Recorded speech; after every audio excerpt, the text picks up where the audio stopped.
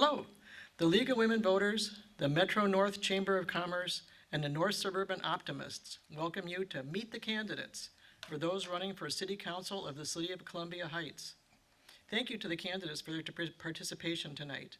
And thanks to the City of Columbia Heights for assistance from the Communication and Events section and for use of City Council chambers to make this event possible.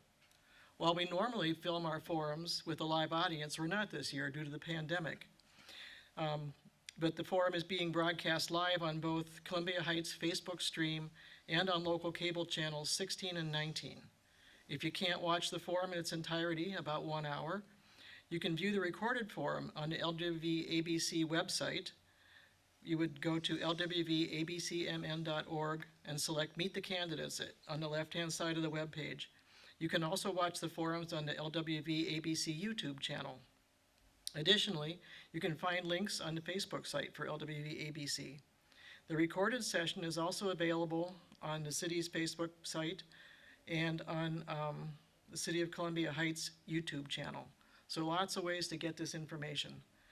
This year, LWV is holding our Meet the Candidates forums without an audience to avoid COVID-19 spread. Questions for the forum were submitted online in advance. My name is Gretchen Sable. I'm a trained moderator for the Anoka, Blaine, Coon Rapids Area League of Women Voters. I live in Andover, so I can't vote for these candidates. All the candidates for this race were invited to participate in this forum. The League of Women Voters does not support or oppose any political parties or candidates for office. I'm sure that these candidates care very much who you vote for, but the League of Women Voters does not. The League does hope that each of you will vote, however. The goal of our forums is to help citizens become informed voters. The candidates for City Council are Connie Biskins, Laura Dorley, KT Jacobs, and Andy Newton. There's 2 seats up for election, so these 4 candidates are vying for 2 seats. We'll begin with 3 questions that were provided to the candidates in advance.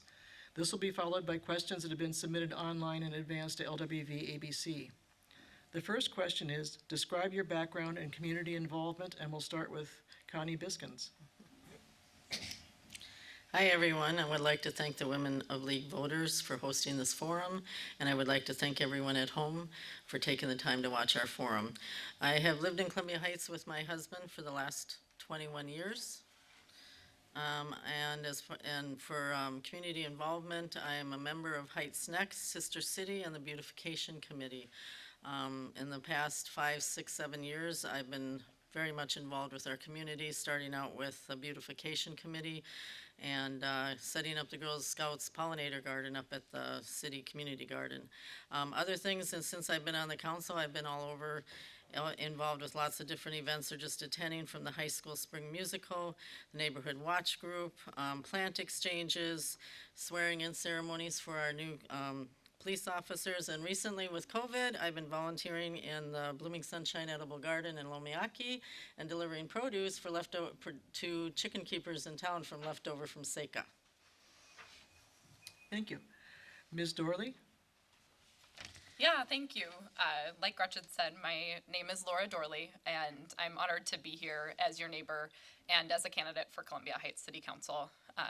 I'm also very grateful to all of my neighbors who supported me in the primary so that I can be here with you all today. So for the last 10 years, I've dedicated my career to community organizing. I've worked across the political spectrum in the government and nonprofit sector, including running a statewide environmental organization. I have also successfully passed policies at the state, federal, and local level around social, economic, and environmental justice. For example, I played an important role in getting multiple municipalities to commit to 100% renewable electricity by 2040. Locally, I have made it a priority to build relationships with neighbors, local business owners, and community groups, and it's been so fun to get to know even more throughout the campaign. I have extended family across the northern metro here. I personally grew up in St. Cloud, the oldest of 5 in my big Catholic family. I have a policy and management degree from the University of Minnesota, and I live at McKenna Park, near McKenna Park, with my dog Buddy and 2 orange tabby cats, Jorge and Pumpkin. Thank you. Thank you. KT Jacobs? Hi, I am very glad to be here this evening, and as well as the other candidates, thank the League of Women Voters for making this possible for the residents. I'm a 27-year resident of Columbia Heights. I have been on the Charter Commission for the past 2 years. I chaired the Complete Count Committee for the 2020 census and was instrumental in the enactment of a city ordinance enabling the 10-year census workers legal access to all high-density residential structures. We were one of the first communities in the state to get this accomplished, even when it was not accomplished at the state level. I'm a member of the Centennial Celebration Committee and leading one of the larger events slated for 2021. I'm a member of the Columbia Heights Lions, and I'm also a community volunteer. I have almost 30 years' experience in multi-level managerial positions in the printing industry. I'm retired from the airline and have spent about 12 years walking the hallways in Washington, D.C. on preventing casualty and adding to the safety factors for crew members. I currently hold credentials of the labor assistance professional, and I'm happy to be available to the community. And that brings us around to Mr. Newton. Hey, thank you, League of Women Voters, for this opportunity, and thanks everybody for tuning in. I was raised by 2 public school teachers in a small town about this size. I've had a variety of jobs, from summer camp staff to teacher's assistant, even doing a stint of corporate America, and now I drive a truck and do service work for a furniture company. My wife and I bought a house here 5 years ago. We live there with our 7-year-old daughter, who attends Valley View Elementary. We're active members of the PTO and participate in the Indian Ed program. I'm also an artist and a musician. I'm a member of the neighborhood organization Heights Next. I have helped as a volunteer for both Pride events, and I'm heading up a planning committee for next year's Columbia Heights Arts Festival, its first. We've regularly attended and enjoyed many city events such as Jubilee, and until I announced my candidacy, I had been one of the main admins for the largest Columbia Heights specific social networking page, the Peaceful Community. Thank you. The second question is, what are your qualifications for serving as city council, and why are you seeking this office? And we'll begin with Laura Dorley. Thank you. So I'm running, as you know, to become your next city council member, alongside one of the 3 people besides me who I know care deeply about our city as well. And that's really the first reason that I'm running, is I love our community. I've fallen in love with it since moving here. And secondly, I believe in our collective innovation and creativity to rise to the challenges that we're facing right now in 2020 and moving forward. And I also have a strong people-centered vision to build a future where every person and local business is welcome, safe, and thriving. Our population has seen around a 60% turnover in recent years. We have many new young people like myself, families and immigrants that have joined our community. And I am committed to proactively reaching out to them, as well as neighbors who have lived here their whole lives, to make Columbia Heights an even stronger community. And my experience in municipal government and background in policy and management make me well qualified for the position. Thank you. Thank you. We'll move to Ms. Jacobs now. I'm the only unseated candidate in this election race that has been, for the previous 3 years, been very active and has attended almost every work session, council meeting, economic development, commission meetings. This included the commission interviews and appointments for 2020, which is something new that the city is doing. I have an extensive management background and have decades of experience in innumerable team settings requiring compromise to achieve the resolutions desired.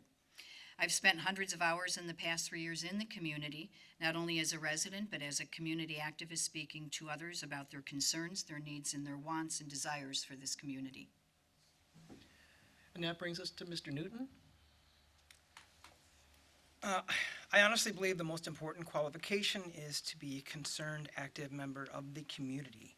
So in addition to that, I hold a bachelor's degree in Recreation, Parks, and Tourism Administration, yes, just like the TV show, which means I have an educational background in assessing the needs of a community, gauging resources required to address those needs, then budgeting, analyzing the programs you develop.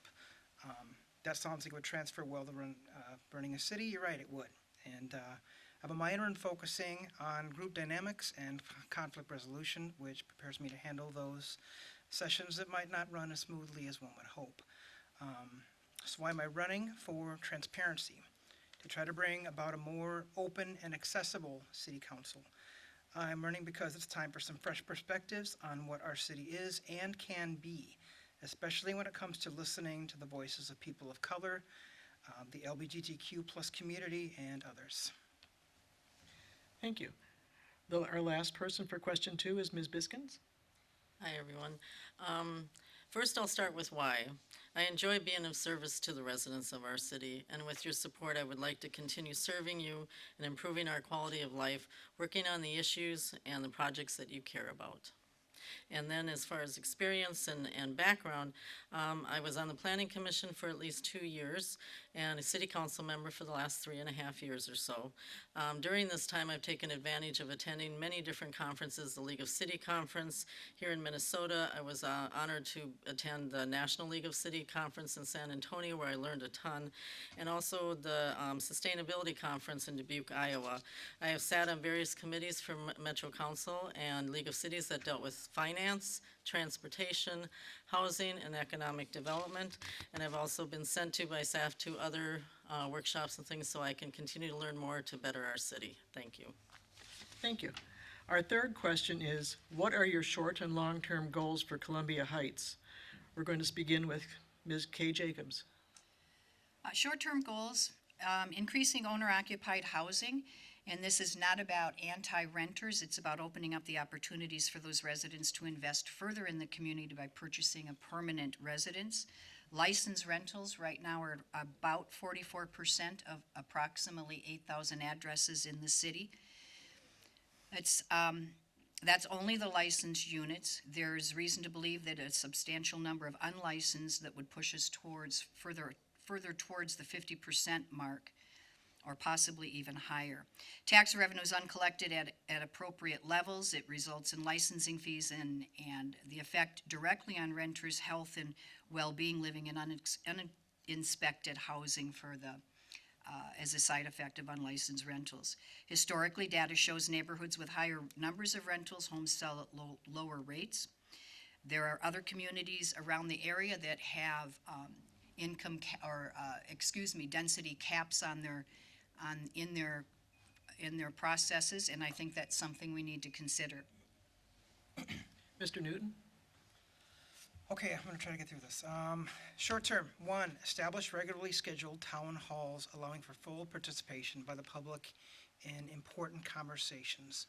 We need to hear more from our neighbors, and they need to feel heard. Number 2, reestablishing the Columbia Heights Arts Commission. We did have one. It was eliminated in 2015. The arts bring us together in so many ways, and they deserve a seat at the table. Number 3, reexamining and updating our parks. Our current parks and facilities, are they meeting the needs of changing demographics? Should we add soccer fields, dog parks, programs for teens? Let's move forward on some things and see what else we need. Long-term, more walkable streets for our kids, our elders, those with special needs, safer street crossings, sidewalks, traffic studies, uncontrolled intersections. Central Avenue, let's make it a place businesses want to be, a place consumers want to frequent. Let's look at our ordinances. Let's look at the winter parking ban, see if we need to reevaluate. Let's make sure our property ordinances are in line with allowing for sustainable development, for food plots, for pollinators, for wildlife, etc. We're going to move now to Ms. Biskins. What are your short and long-term goals for Columbia Heights? Short-term goals right now are the completion of our new city hall and the luxury apartment building that we're building at 40th and Central. I don't know if you guys have been down there, but I've been down there almost every day watching it come down. It's super exciting. Continue supporting our facade grant program for small businesses. I would like to work on creation of sustainability commission for our city and revamp the traffic commission. Long-term goals, I would like to increase our community policing, continue cleaning up Central Avenue and redevelopment along the Central Avenue and possibly University, and explore. Last time I mentioned exploring alternative funding sources to improve our parks, and Monday night the council voted to add monies that was from decertified TIF going into a park for capital improvements on parks. So I would love to get your votes so that I can help work on that and improve our parks. Thank you. Ms. Dorley? Yeah. So first off, there's so much packed into this question that it's hard to get into with just a minute. So I'm just going to take a bird's eye view to the vision that I have for the city. And I also just want to emphasize too that it's been so awesome to have hundreds of conversations with people across the city, across race, class, gender, sexuality, ability, immigration status, and that's really what's shaped what issues that I want to work on. And so the three top priorities that I have are first, the safe and sustainable infrastructure. First and foremost, our streets and our parks. Making sure that they are multimodal so that people who walk and bike, take public transit, or get around in cars can be safe to do so. And also along with that, that we are developing with the Vision Zero principle. There have been many recent pedestrian and bike accidents in our city that have unfortunately been fatal, and that's not something we should have in our community. So the second thing is supporting and growing our small business community, expanding our resources for small businesses and incentives to bring more into our community, and then making sure that everyone has quality, affordable housing. Thank you. So that concludes the three distributed questions. We're going to get into questions that came from the public now. What I'll do is I'll read questions twice, and then after two of you answer, I'll read it one more time so we don't stray too far away from the question. So number 4, what do you see as the greatest need or challenge for youth in Columbia Heights, and how, as an elected official, would you help solve this issue? So again, the question, what do you see as the greatest need or challenge for youth in Columbia Heights, and how, as an elected official, would you help solve the issue? And we're going to start with Mr. Newton. Well, the thing that I've heard most from folks that I've been talking to in town is that we need to put a lot more focus on our teens. It seems like we have a lot of good adult programs. There's a lot of programs for smaller kids, but the parents keep saying, what have you got for my teenager? If teenagers don't have enough to do, we were all teenagers, we get into trouble. we will find something to do. So let's take that energy, let's direct it in a positive way, in a creative way. Let's look at arts programs. Let's look at more sports programs. Let's get a soccer field going. Let's get a couple soccer fields. Let's look at theater. Let's look at music. There's a lot of ways to engage teens. We just have to decide that we want to do it. Thank you, Mr. Newton. Ms. Biskins? This question has come up several times over the last few years, many times actually. Teens need places to go and something to do. My biggest thing is focusing on redeveloping Mersion Hall. We have to do a lot of repairs, and it's coming up on the budget to start working on the next year or two. Place to have them where they can hang out, more in programs like Mr. Newton talked about as far as LS programs for teenagers, soccer fields, big time, skateboard park, big time. Place things for them to do and places for them to go that are safe and their parents don't have to worry about them, and maybe find other volunteer type organizations that can use teenagers' help with different things there. Thank you. So again, the question, what do you see as the greatest need or challenge for youth in Columbia Heights, and how, as an elected official, would you help solve the issue? Ms. Dorley? Yeah, thank you. So this issue is deeply personal to me because I know for one, that a lot of the opportunities that I had as a young person growing up in St. Cloud are what made me the person I am today. It's also personal because I'm not a parent right now, but I want to be in the future in Columbia Heights, and I plan to send my future kids to the public school system. And so I will say that the public schools are one of the top priorities for me, and that's not something that the city, has direct control over, but I want to make sure that there are strong partnerships with the school board. And that through my, our community-centered work, we're really learning the things that our families and kids in the community are wanting and deserve, both in the school system and outside, like some of the other candidates have mentioned. And also opportunities for career development, partnerships in the community for career training and apprenticeships and so forth. So, thank you. Thank you. Yeah. Ms. Jacobs? I agree with the other candidates in terms of focusing on the teen market, what we need to provide for them. But I'd also like to see us develop some programs that would involve them civically in the community. It's a great way for juniors and seniors in high school to add bullet points to their resumes, and it teaches them firsthand how government can work and how those processes develop. So I think between the two, finding a balance and finding a way to engage those teens in the programs that we could propose, I think the marketing to the teens is going to be instrumental. Thank you. Question 5. Please describe any experiences you have owning or managing a business, as well as specific advocacy efforts on your behalf of the local businesses or the local business community. I'll do that one again. Please describe any experiences you have owning or managing a business, as well as specific advocacy efforts you've done on behalf of local small business community. And we're going to start with Ms. Biskins. I briefly, for like 2 years, I think in the mid-2000s, had an eBay store where I sold antiquated Christmas stockings from cutter quilts, antique cutter quilts. Did that for a couple of years. As a council member, I've been advocating for small businesses. Came to the city manager and asked him if we could do a grant program to do create improve facades in our small businesses on Central Avenue. He liked the idea, staff liked the idea, and fortunately the council loved the idea and they voted yes for it, so that came through. We also voted yes just recently for a grant program to help small businesses with COVID expenses. And in the future, if I'm voted back onto the council, I would like to, there's a program that the state has to help businesses reduce their energy costs, and I would like to get that started in the next year or two to help them with that. Thank you. Ms. Dorley. Yeah. So, first off, I just want to thank Councilmember Biskins for the work that she and the council have done in supporting small businesses through the facade program and other efforts. I personally have not had my own business per se. I have worked independently as a consultant, and so managing, budgets and my own time and resources that way have been something that I am well versed in. But more so, I am a huge advocate for supporting our small and local business owners, and I have had so many conversations over the course of this campaign and just over the course of my career with small businesses.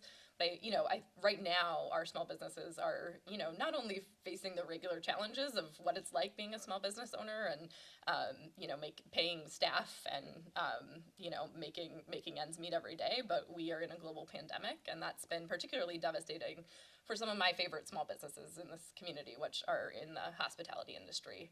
And so, making sure that they have access to resources, not only within the city, but at other levels of government as well. Thank you very much. I'll read the question again. Please describe any experiences you have owning or managing a business, as well as specific advocacy efforts on behalf of local small business community. Ms. Jacobs? I've been involved in business since I was in my early 20s. I've owned a couple of different printing businesses, as well as a printing brokerage in Colorado. I was involved in a family restaurant in Colorado and was a part owner of that endeavor. And I'm currently a clinician in substance abuse, in the substance abuse field. Excuse me. In between that, while I was at the airline, I also worked, it was not a small business, but it required a lot of investment personally and professionally as an employee assistance chair for the flight attendant union. So I've got great experience, and I've had multi-level managerial experience through the printing industry throughout my past decades. Thank you. Thank you. Mr. Newton? Okay, well, I did help run and manage a small tattoo shop in Northeast Minneapolis for about 5 years. And of course, that involves many different levels of management when it comes to managing customers, to managing budgets, to making sure that everything you're doing is within code, etc. I've been a program staff for summer camps for a number of years. But the most interesting job that I've had as far as a small business goes is as a musician, I've managed bands for about 20 years. I always end up in that position when I'm in a band. I'm not sure why, but I draw the shortest straw. But marketing, supplies, budget, schedule, costs, staff problems, lots of issues in trying to put on a musical show without a hitch, and there's always a hitch. Thank you. So question 6 looks at kind of inner workings within the council. How might you work together with other council members who have very different views and goals than your own to make sure that you still make improvements to the city and support our community? Again, how might you work together with other council members who have very different views and goals besides your own, opposed to your own, to make sure that you still make improvements to the city and support our community? And we're going to start with Ms. Dorley. Yeah, that's a great question. And it's one that I care a lot about. Because I make my, political views and values very clear. And, that's because I want to be transparent. But that doesn't mean that I have not worked and I'm unwilling to work across the political spectrum. My track record throughout my career has proven that. And it's one of the things that I just love about local government. Because I imagine many of you who are watching this today watched the debate last night. And I think there's a very, very different kind of governing that can happen at the local level because we're working on things that are, really deep and personal to people's everyday lives. And because we're small enough so that we can know our individual neighbors and have relationships. And so, yeah, I have gotten to have good relationships with everyone on the council and, most everyone running during this time. And, yeah. Thank you, Ms. Dorley. Ms. Jacobs. As I mentioned earlier, I've done a lot of teamwork throughout my careers in business associations that require you to be to look at the facts of any particular set of circumstances and operate on the facts as well as the input from your teammates so that you can come to a consensus and find the resolution that's necessary. I don't see that as being problematic. I've quite extensive experience doing that. Thank you. Mr. Newton, I'll read the question one more time. How might you work together with other council members who have very different views and goals than your own to make sure that you still make improvements to the city and support the community? Well, to start with, of course, my minor was in group dynamics and conflict resolution, but, that's book stuff, and that's all great. A lot of good buzzwords, a lot of good information that you can play around with and throw around, but the truth is, 90% of having a good conversation with someone is done with your ears. You have to listen. You have to listen to what they're saying. Before you even think of what you're going to say next, think about what they're saying, analyze it. Try to understand their point of view instead of spending so much time trying to throw yours at them. I think the most important thing is to stay positive. There's no room for negativity within ourselves or within the people around us. We have to stay positive. We have to try to keep that line of communication open and positive. Thank you. Ms. Biskins? Having been on the council for the last 3.5 years, I've learned a lot about working with a team. Listening is a big thing and respecting other people's view, even though I don't always agree with it. And the one big thing is compromise. Coming together, we may not, each side or whoever the different views are with, we may not all get what we want at the time, but if we can come together and compromise and at least work out something that helps on a project that helps improve the community, that's better. And then also I've learned to let go of projects I felt passionate about, but the rest of the council wasn't ready for it or didn't agree with it. And that's a big thing to learn, to let go and still be respectful of the other people and move on to the next project or idea. Thank you. Thank you very much. Our next question deals with diversity. The lack of diversity among city council candidates is notable in a city with a highly diverse population. What will you do to promote more inclusion in Columbia Heights city commissions and community organizations and to work to eliminate institutional racism? So I'll repeat that question. The lack of diversity among city council candidates is noticeable in a city with a highly diverse population. What will you do to promote more inclusion in Columbia Heights City Commissions and community organizations and to work to eliminate institutional racism? And we'll start with Ms. Jacobs. Well, I'm glad you used the word exclusivity because I believe that that is the core. It's about being inclusive rather than exclusive. We win when we decide to embrace the uncomfortable and have the conversations about systemic racism, sexism, fears, and misconceptions. I would hope that through education and opening those doors, providing a comfort level for the entire community, that would open the door to the education that's necessary to become more accepting. And I think that's what will take us down the path. Thank you, Ms. Jacobs. Mr. Newton? This is a big part of why I ran. That sounds strange because, yeah, white male, here I am. I was not my first choice to run. I ran because I was asked to. And I think it's important that we, first and foremost, establish an environment where people of color, LGBTQIA people feel like they are in a safe place where they can express their feelings and say their views and not feel judged, not feel shoved aside a little. And we do that by listening. And if I do my job right, I won't need to run next time because there will be people of color that want this seat, and I will offer that to them. Thank you. Ms. Biskins, I'll read the question one more time.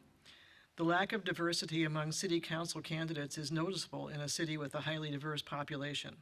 What will you do to promote more inclusion in Columbia Heights City Commissions and community organizations and to work to eliminate institutional racism? First off, I do believe that institutional racism does exist, and I personally have asked friends, people I know from ethnic communities in our community to run for commissions and run for council. I have voted for people from different ethnic groups to be on our commissions, and we have talked in amongst ourselves for the city hall to make a connection with the schools to see if we can have students come and shadow people in our city in different departments so they can learn what the city does. It might be spur their interest in getting a degree and working in serving the public. I also would like the student council from our high school to come run their council meetings here to get that experience of being on tape and being in a room that helps run a city or else run their own city council for the city. So there's lots of different ways that we can start bringing folks in of all different backgrounds and colors and groups to feel comfortable in the city. So. Thank you. Yep. Ms. Dorley? Yeah. So first off, I want to say when I hear people talk a lot about the impact of racism in our community, I don't hear a lot about people talking about the distinction between institutional and interpersonal racism. And interpersonal racism is definitely something we all need to work on, and is that like welcoming and building relationships. But it's the institutional piece that it's not unique to Columbia Heights. It's across the board in the United States. We were founded with on white supremacy on the backs of our indigenous communities. And I also throughout the campaign have been able to just meet so many wonderful neighbors. And oftentimes when I hear people talk about this question, it seems to be there's this othering rather than, they are part of the community with us, but, I don't think it's a matter of, education or interest, but it's a matter of how the institutions have operated for so long. All right, thank you. Thank you. Our next question looks at tobacco. Do you support additional restriction of tobacco sales to young adults under the age of 21? Would you support a ban on sales of flavored tobacco products? Again, do you support additional restriction of tobacco sales to young adults under the age of 21? And would you support a ban on the sale of flavored tobacco products? We'll start with Mr. Newton. Well, I started smoking cigarettes when I was in 8th grade to be cool. I started with menthols, smoked on and off through high school, and I smoked until my daughter was born when I was 40. And I, so far, haven't paid for it, but I'm probably going to pay for it eventually. It's a terrible habit. It's more addictive than heroin. It's a terrible problem, and I wish nobody would try it. And I very much support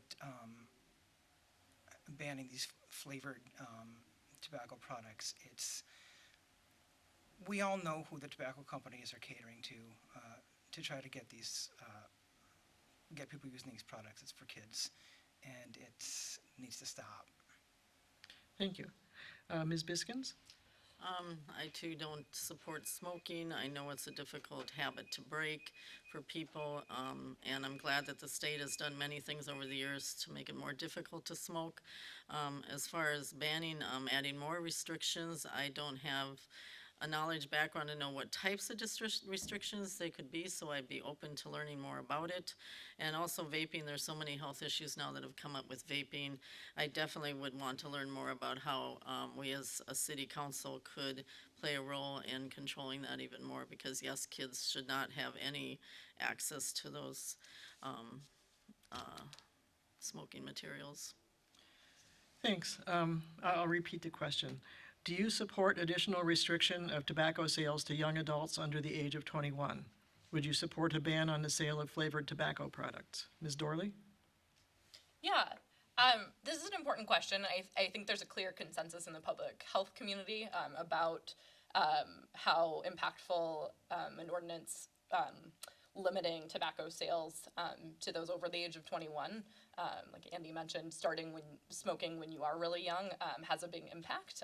And I see now firsthand with my own, I'm the oldest of 5 kids, so I've watched my siblings grow up and how, you know, even them and their friends have started vaping and just the rise of that business. And so, yes, I'm not going to say with 100% certainty what those restrictions would be. I'd want them to be grounded in both public health and the community's opinions. And I also would really, rather than focusing on a local ordinance too, I would really advocate to further at the state legislature and at the federal level, because when we do things municipality by municipality, we're seeing like small business move out of our community, and so how can we do it on a larger scale? Thanks. Thank you. Ms. Jacobs? I would definitely support restrictions. Being a smoker for about 30 to 35 years, as much as 2 packs a day, I can speak firsthand to how difficult it is to quit. And I have been smoke-free for about 10 or 12 years. It's a very tough battle, and it was a battle I fought many, many times. I think part of the issue is educating our younger people. We need to restrict it to full legal-aged adults, but we need to find a way to educate the younger people so that they don't start. If they've already started by the time before they're 21, that clearly is going to impact their use as teenagers and as they get older. Definitely a lot of things need to be done at the state and federal level, and we need to go after the manufacturers as well. Thank you. We're getting down here now. Question 9. How can Columbia Heights help improve residential areas without gentrifying them? What would you do to increase property values and widen the tax base without forcing out low-income communities and encouraging segregation? So I'll repeat that one more time. How can Columbia Heights help improve residential areas without gentrifying them? What would you do to increase property values and widen the tax base without forcing out low-income communities and encouraging segregation? And we'll start with Ms. Biskins. Okay. First off, as far as improving property values, the city hasn't had to do too much right now because we're still a hot spot. Every time I get a chance to look to see what the sales are doing in the city, and we may have less than a dozen houses up for sale, they're still going well, and the prices are going up, which is part of the reason our fiscal disparity wasn't as high as we wanted to, because we're doing better than what we've done in the past. As far as improving residential, there has been discussion that I've had with council members in the past about what we can do to help homeowners. We've focused on renters, but we're still working on that, and I would like to find ways that we can help homeowners with questions that they have on how they can improve their housing. And the second part of the question, What would you do to increase property values and widen the tax base without forcing out low-income communities and encouraging segregation? yeah, the tax base is a really tough question to do, because right now it's 3.5%, and just hiring one person increases it by 1.5%, at least sometimes. It's a very tough question that we deal with when we're going through the budget, and I know the staff, it's a very big struggle to make sure that we don't take it too high, because I don't want people who are in low income to leave this city. Thank you. Ms. Dorley? Yeah. So, also a very deeply personal question for me. Before coming to Heights, I lived in Northeast Minneapolis, which is facing this question head on, as well as our urban communities across the country. I don't think anyone has the perfect answer to solve these issues. And then in terms of raising property value, yeah, I definitely want there to be a balance. I have a lot of concerns about it. I said in the previous forum, I'm a low-income person myself. I know what it's like to live paycheck to paycheck, and gosh, I learned that over the 2 years that I have had my home, it's risen in value by $20,000. And I think about if I was looking at purchasing that home now, that would have pushed it outside of my budget range. So how do we make sure that there are opportunities for our low-income neighbors and our immigrants and communities of color to own property, but also making sure that we are a vibrant, thriving community. And in terms of taxation, I definitely want to see, the housing crisis that exists, particularly in Minneapolis, is only pushing north, and so opportunities to build more housing, especially mixed multi-unit housing in transit corridors like Central Avenue. Thank you. I'll read the question one more time. How can Columbia Heights help improve residential areas without gentrifying them? What would you do to increase property values and widen the tax base without forcing out low-income communities and encouraging segregation? Ms. Jacobs? I'm going to address this, I think, in reverse.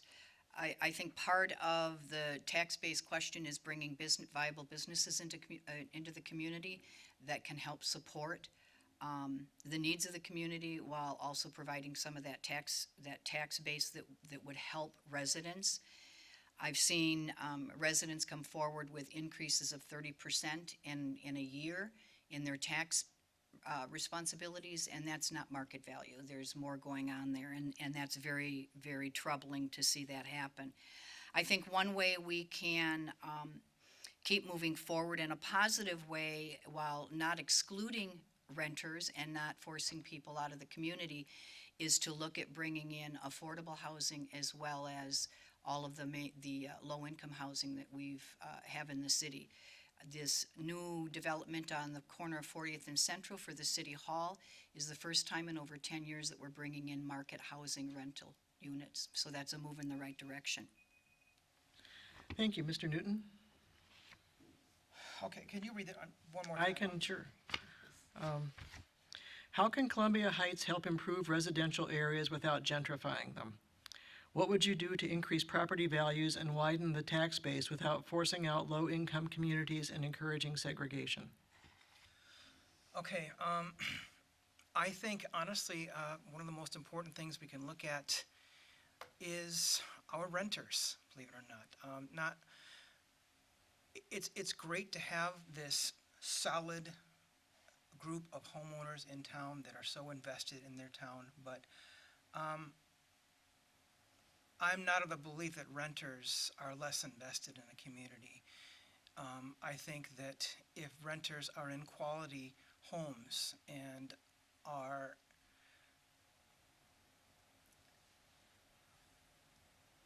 if renters are in a place that is well taken care of, that we are aware of, that we look after. What am I trying to say? I'm sorry. Okay, are you done? I think I'm done. Okay, thank you. Our last question from the public is a chance for you to become a pitch person for Columbia Heights. For someone looking to make Heights their home, what are the top 3 things you would like them to know about your city? And I don't think I need to repeat that one, so I can start with Ms. Torley. Great. I love this question. It's good to end on a positive note, because I do it all the time, and that's, like I said, one of the reasons that I run. People have kind of laughed at me because I, talk about Heights like it's some like magical unicorn land, and it's, we have a lot of challenges that we face. But one of the things that I really love about the community is just our, wonderful neighbors that live here. I was just struck when I moved into my home just how like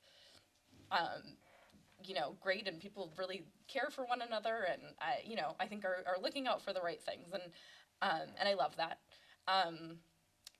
We're also a great location in the North Metro. We have wonderful, diverse businesses, including some great local restaurants, and what else can I say? Those are some of my top things. We have great parks as well. That's one of the things, I talk about in infrastructure and improving, but we are very lucky to have an awesome park system and great places to hike and recreate with our families and our pets. Thanks. Thank you. Ms. Jacobs?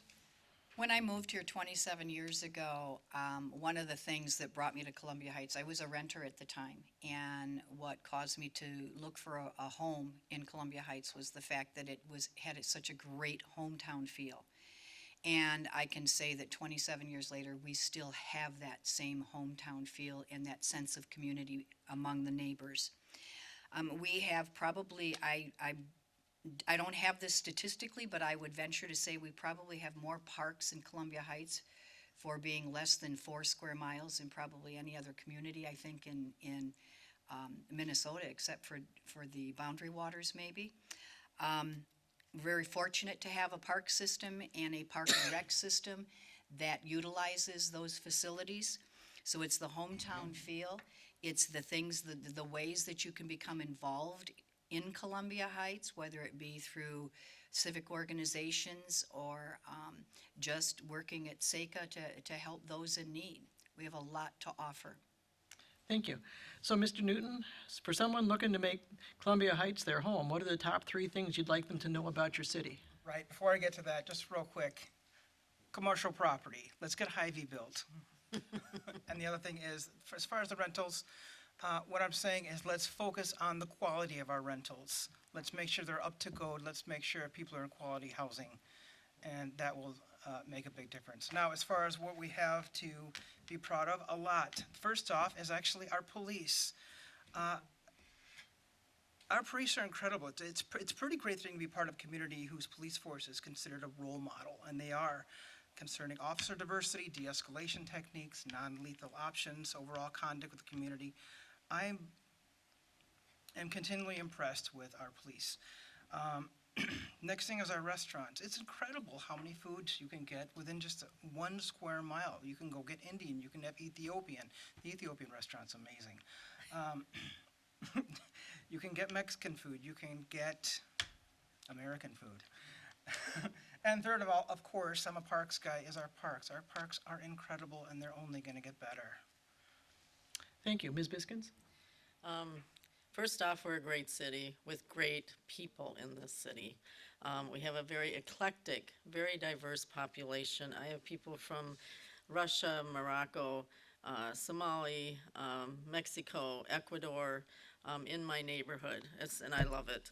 And also, the biggest thing, though, is that we have a small town feel, and what's exciting is that the new people that have moved into this town have picked up that thread and are continuing that small town feel. I've met people 6 years ago individually, and now they all know each other, and it was all across the city. It's just amazing. And the other thing that's super exciting is lots of energy. Because of that diversity, because of that eclectic feel, we have a very energized and active community in our town, and part of me almost wants to keep it a secret, but we have a great town with great people. Thanks. So now we're going to have the candidates are going to give their 1-minute closing statements, and we're going to start with Ms. Jacobs. Well, I want to thank you, Ms. Zabel, for the opportunity to be our moderator in the league, for hosting this important opportunity. And more importantly, I want to thank the residents in the community for taking time to hear us this evening. I think an important piece to remember is that this is not a personality race. It's not a party race. It's about not about global issues or the communities that surround us. This is about Columbia Heights.